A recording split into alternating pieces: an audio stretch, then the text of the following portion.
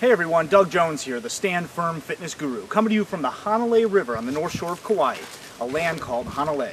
Now we've talked a lot about strength. It's time to talk a little bit about stamina. We're going to start with how to prepare for hiking while you're on vacation. First off, let me say that if you haven't been training on a regular basis, don't try to set any records while you're on vacation, at least not initially. If you aren't in the best of shape, you can use your vacation time to gradually begin an exercise program.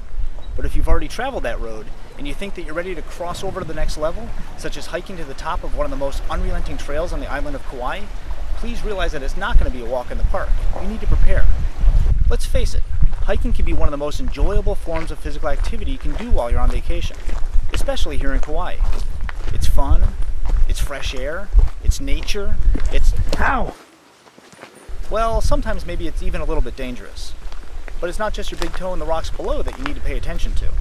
Strenuous hiking, like I'm doing right now, is a proprioceptive and physiological nightmare. Displacing your body's weight vertically is serious exercise. Marching mile after mile, virtually straight uphill, places a tremendous demand on the body's capacity for transporting oxygen to the working muscles. Tapping into this aerobic power is affected by three variables: how fast your heart is beating per minute, how much blood is pumped out each beat, and how much oxygen is actually being extracted and utilized by the muscles as they work. What you need to realize is that training for this type of intense activity by walking on a flat road or a level treadmill is not going to cut it. Level walking will only get you in shape enough to walk level. The best way to train to hike uphill is uphill hiking. And huffing and puffing the magic dragon in a land called Hanalei is certainly a lot more fun if you prepare yourself to get to the top by training the right way ahead of time. Hey, I made it! Hanalei Bay in the background. Now, even though walking up the hill consumes more oxygen than walking down the same hill, it's missing one vital component: eccentric muscle actions! Okay, now that I've got your attention, let me try to explain this. To walk uphill, your muscles contract and shorten with every step.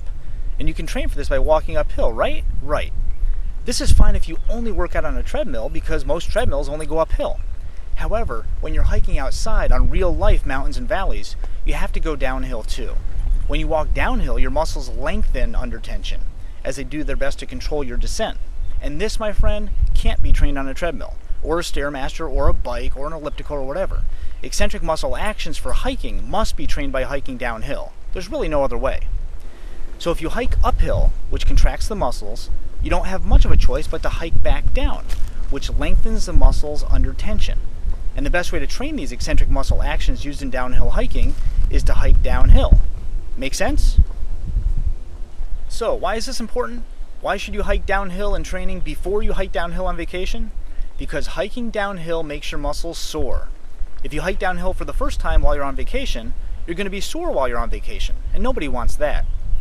But here's the good news. The same eccentric muscle actions that cause soreness from hiking downhill also prevent soreness from hiking downhill. It's a protective mechanism.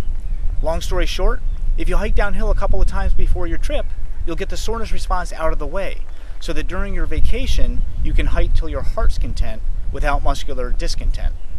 Aloha!